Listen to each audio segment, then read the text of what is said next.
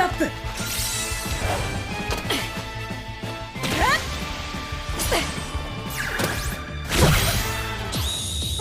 これで終わりです。え？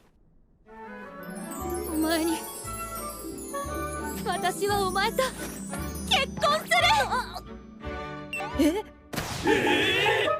So before I start talking about episode 6 of the Aristocrats Otherworldly adventure, I'm going to preface this as I have done for other shows this season and seasons in the past. If you are on episode 6 and you hate the anime, you don't like it, you should not be watching it. It's easy and it's simple. It's like playing a video game and you're like, man, this game sucks, I hate it, but then you still continue playing. It's like, what is wrong with you? It's okay. Even if you spend money on something, if you don't like it, don't play it. If you don't like it, don't watch it. So the reason I say that is because I just want to get that out there, because I would be so surprised if somebody on episode 6 was like, this is the worst thing I've ever seen, blah, blah, blah, blah, I'll see you next week. It's like, what the hell is wrong with you? Okay, now that is out the way, I think episode 6 was awesome. I think it was one of the best episodes that we've gotten so far yet. I love, and I think the best moment of the show so far is I love how Cain, at 10 years old, he only lasted in this world 10 years, and he got outed. And he got outsmarted and outwitted by the king. Now, we come to find out through various stories that there was a prior king, the first king, and the first king's name, I wrote it down somewhere, his name was Yuya, okay? The first king was named Yuya Terra Hirasawa Esfort. So Esfort is where the kingdom of Esfort gets their name, and he, the reason he adopted that name was probably to say, hey, this is the kingdom of Esfort, but his name was Yuya Hirasawa, so he was a Japanese reincarnated man, which explains why this guy was able to free the elves and do so much good, and he was probably incredibly strong and things like that. Well, I'll talk about that in a moment, but the reason the king outsmarted him is he decided to give something to Cain. And the thing he gave to Cain was a book written by this Yuya person in the past. But the book was written entirely in Japanese. So he gives him the book, and immediately our boy Cain begins to read it. He's like, wow, there's so much magic here. There's so many other spells I never knew. And the king's like, haha, gotcha, bitch. And I was like, oh, no. And he began reading it without even thinking, right? Without even giving it a second thought. Repercussions, or even giving it a second thought, the fact that he's reading Japanese is just so second nature. It's just so part of who you are, right?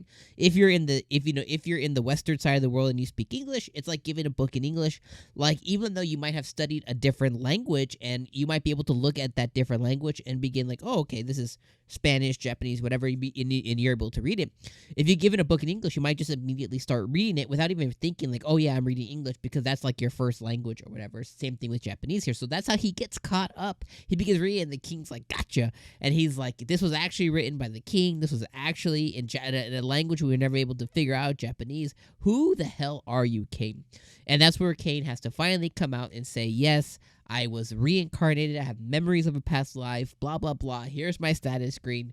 He laid himself bare.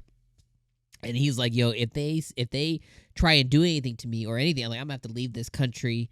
And it ends with the king just saying, hey, Cain, do you just want to be king, bro? Like, you should just be king.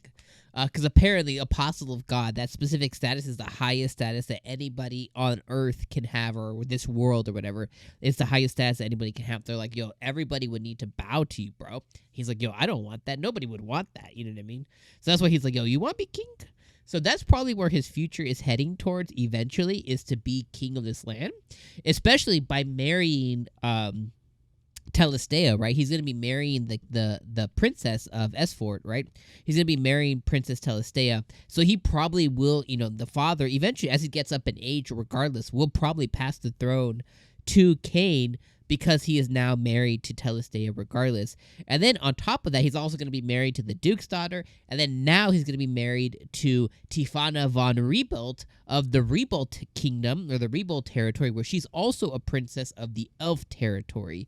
So he's going to be basically the king of not only Esfort, but then the king of Rebuilt as well. Now, the thing about elves is her father, can live for hundreds of years, so he may not pass the throne, but that's definitely one way for these two territories to be even closer. The fact that he's going to marry somebody from the elf territory as well. And Tefana even already got permission from her father in writing with a marriage certificate, so it's written in stone. So I just think this episode was just off the chain. I loved it. It was hella funny. I was laughing a lot. I love how Tefana just keeps like, she wants to make love to Cain via battle constantly. He battled her so much that he also earned the title of Saint, Sword Saint or whatever as well too. But yeah, his future now is a bunch of battles with Tefana, and she just took to him immediately. But then she was like, when he beat her, she was like, "You're the one. I'm gonna marry you." And I love how her selling point to him was the fact that she's gonna live for 300 plus years, and her appearance won't change. So she's like, "See all this? You're gonna get this forever, bro." She's like, "Yo, you gonna see all, you like this? You gonna see all of this, ain't gonna change." And he's like, "What?" So I love that as well too. This episode was just so good. So the things that occur this episode, it started off with the monster parts, the earth dragon, everybody being surprised by that. He finally was able to kind of get rid of all of his different monsters and stuff, so that was really cool to see. So that was all out. Then we meet the commander, the green-haired elf, who was Tefana von Rebolt. She declares her love for him. She declares that she's going to marry him. He didn't mention that he was also marrying Celestia and Silk. Eventually, he has to. And the king and Cain think that that's going to deter her, but she actually uses that as a jumping off point of like, oh, well, the king and the duke already, they're already approving of you, so I'm gonna approve of you as well too. So I thought that was really, really funny as well. And then the episode just really ends with Celestia and Silk getting mad and wondering how many other fiancés and stuff that he's going to end up having as they get to adulthood. But wow, an absolutely amazing episode of Aristocrats. I was cracking up, I was laughing, and I had those moment when he finally got found out by the Japanese book. This episode was just so good. I enjoyed it so much, and I can't wait to see Tefana more. I think she's crazy, and she looks like she's going to be dragging our boy Cain everywhere. Let me know what you thought about episode number 6 in the comments below. I appreciate you guys being here for another week. Whenever you're watching this, have a great rest of your weekend, have a great day, and I'll see you for episode 7. Peace.